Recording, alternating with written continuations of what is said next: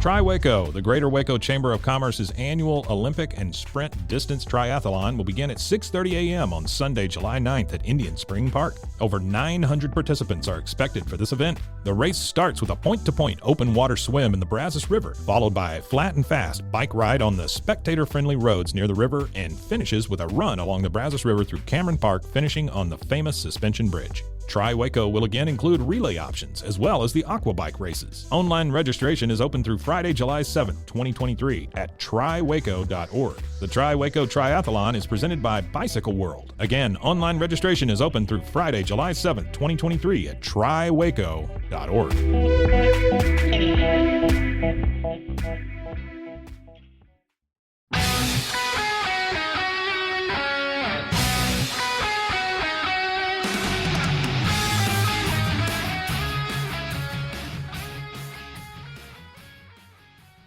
Hello, baseball fans, and welcome to another episode of A Visit to the Mound. I'm Lark Smith, along with Stan Huff. And our special guest today is Andy Hawkins, a former Major League pitcher for the San Diego Padres, the New York Giants, and the Oakland A's. Andy, thanks for being with us today. Sorry for being late here, bud, but I appreciate your patience. No, that's everything's fine. Yeah. I'm glad you're here. Yeah. At this point in history, you are the only Padre pitcher to have ever won a World Series game. Would you please share with us some of your memories from that experience of winning that World Series game? I was scared to death. I was. I mean, we hadn't been down there. We just barely got in our seats down there in the bullpen, and Detroit just jumped on us quick that day. And I hadn't even got my coffee drank and phone's ringing, and I'm up on the mound and not even knowing what I'm doing. But I was just running on adrenaline, man. I was scared. What? Okay, that was at 84. Yeah, it was 1984. Yeah, that's when. Detroit actually won that one, didn't they? They sure did. They had a great team that year. Yeah. How did Kirk Gibson's on that team? Wasn't he? Oh yeah, Alan Trammell, Lou Whitaker, yeah, Lance Parrish. Yeah, I played against him in the minor leagues too. Did you? Yeah, I did. And that team they had in Bristol in '74 was most all those guys pitched the big leagues. Fidrich was on that team too. Yeah, Mark the Bird Fidrich. yeah. Boy, he was weird. But anyway, that's a name from the past there. Yeah, no kidding. How many innings you pitch in that game, Andy? I went 5 2/3. 5 2/3. Yeah, gave us a little bit of time, and Kurt Bavaco ended up hitting a 3-run home run, circled the bases, blowing kisses to his wife up in the seat. You gotta like that. Well, now when you're over with the Yankees, you threw a no-hitter, and I think you got beat. What? Can you talk a little bit about that one? Yeah, absolutely can. I've done it every year for the last 30 years, for a matter of fact. I think last year was the 30th anniversary of it, so they called me up about July 11th, and so we went all through it. But it's something to get asked about a lot. It was the last game that the Yankees played the Chicago White Sox at Old Comiskey Field. They played many games there. Yeah. It was a day game, and the wind was blowing really hard that day, and we had a good defensive team on the field, except we had a rookie catcher playing left field, and he was just out of position. It wasn't his fault, but we were sailing along there. They had a no-hitter going for 5 innings themselves, so this game was flying along pretty good, and right. And got to the bottom of the 8th inning. We got 2 outs, had a ground ball at third base, and Mike Blowers kind of got his feet tangled up a little bit. And anyway, they officially ruled it a hit. I originally ruled it a hit, and then they changed their mind because everybody in the stadium was booing, and people were coming out of the dugout. And so for a second, I thought, well, that's over with, But then they changed it right away. And I think, well, no, it's not over with. We still got a no-hitter going here. And I walked Lance Johnson, number 9 hitter, and the next hitter was Ozzie Guillen. He was hitting like 375, and I wasn't going to let him, beat us because still nothing runner at second, and I walked him too. So I had the bases loaded, and still with 2 outs, and they hit that fly ball to left field and kind of got up there in that wind. And that stadium, you know, you got that awning there where the wind blows through one section of it, then blows over the top. Right. Tough left field for a rookie catcher who was really not a left fielder, and he dropped it, and all 3 of the runs scored because they were running with 2 outs. And right. Next hitter came up, hit the fly ball to right field, and Jesse Barfield, the Gold Glove outfielder, he stayed under it. He battled it. It was just a routine fly, but it was right in the sun, man. He just could not see it. But to his credit, though, he didn't peel off like a lot of guys would, think they might get hit by a baseball. He stayed right there, and they clanked off of his glove. He took an error for it, but it saved my no-hitter. And another run scored. So there's 4 runs in 8 innings in the 8th inning there, and we come back in 3 up, 3 down. It's game over. Wow. Wow. What Steinbrenner do? What did he say about that? I'm sure he had something to say about it. He did. He actually, we went back to New York right after that. We went to Kansas City, then back to New York, and he we were taking batting practice, and somebody calls me off the field into the dugout because the phone had to go answer a phone. I've never done that before, and he said it's George. And George was real kind. He's very appreciative, and he offered me a Jeep Wrangler. He wanted to give me a Jeep Wrangler for doing that. I'll be damned. Wow. Well, that's not the only time.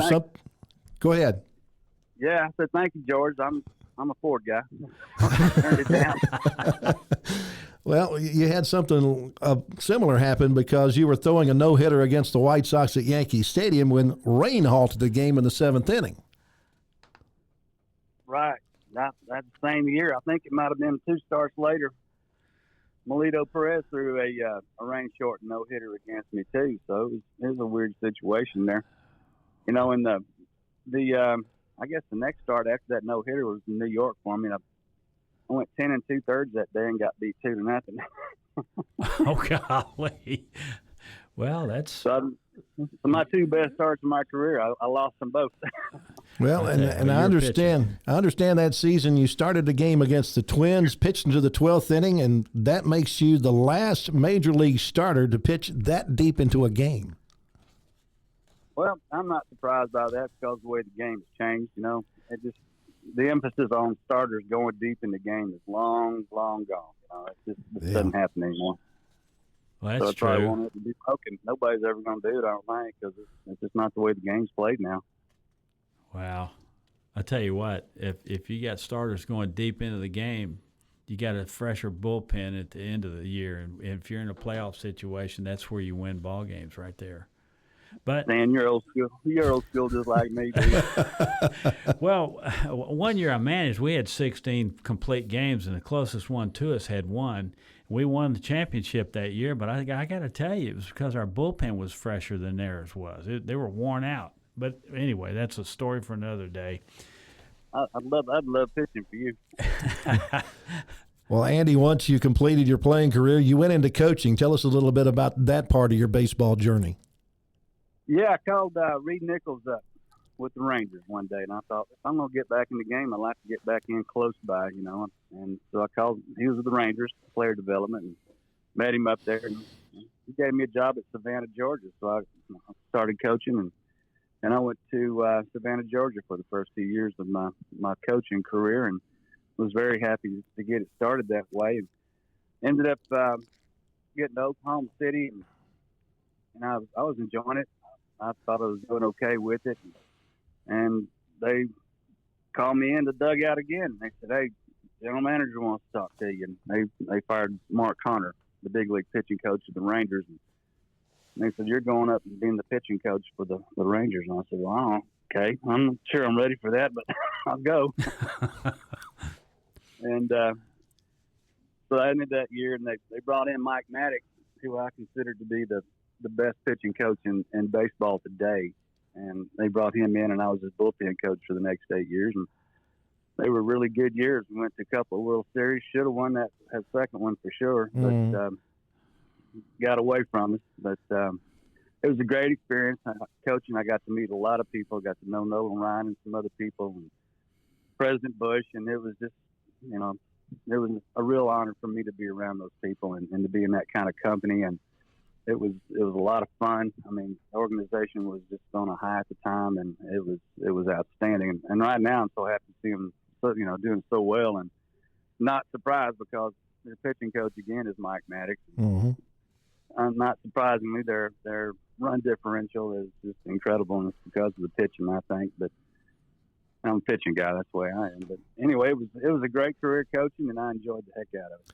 Who within your career had the most influence in making you a successful major league pitcher? My dad. Well, that's good answer. I've thought about this many times. I've been fortunate to run across some really good coaches in my time. From when I was at Midway, there's Ken Beverly, who I consider to be a Texas Hall of Fame coach and should be in there. I missed out on Coach Sullivan at Baylor and Coach Taft, and that's the only regret I have about not going to Baylor. I missed out seeing those two gentlemen.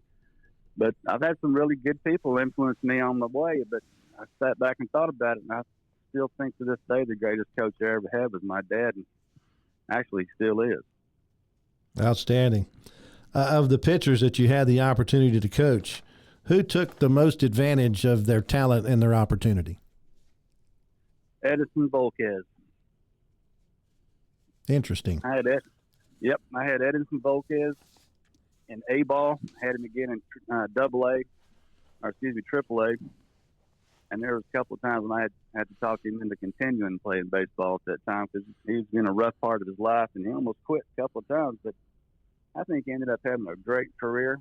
He was just an outstanding young man and just ultra talented.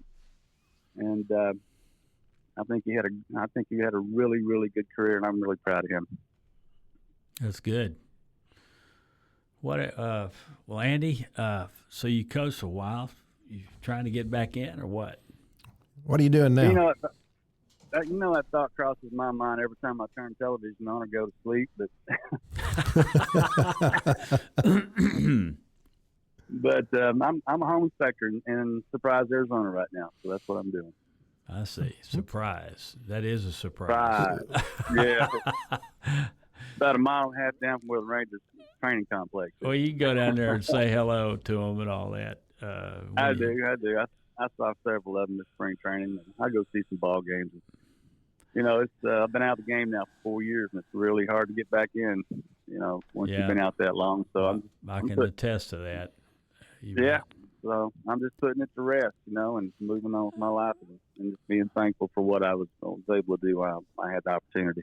Well, listen, we do appreciate the time with you, and glad we got to sit down and talk about this and put it on and record it. So, listen, we're going to wish you the best. We're going to say so long for now. Yeah, I appreciate it, buddy. Look forward to seeing you again when I get back to Waco. You bet. Take care of yourself. All right, Andy. All right, thank you. You bet. Well, that's our time for this episode of A Visit to the Mound. Many thanks to our special guest today, Andy Hawkins, and thanks to you for listening. If you have any questions or comments, anything you would like for us to cover, we'd love to hear from you. You can follow us on Instagram and Facebook at A Visit to the Mound, or on our website at avisittothemound.com. Make sure you like, subscribe, and review this podcast, and be listening the next time we make a visit to the mound. That'll wrap up this visit to the mound. We certainly appreciate you joining us today for a little baseball talk. Anytime you want to hear something about baseball, you can find us anywhere you get your podcast, or you can go to roguemedianetwork.com for the next edition of A Visit to the Mound.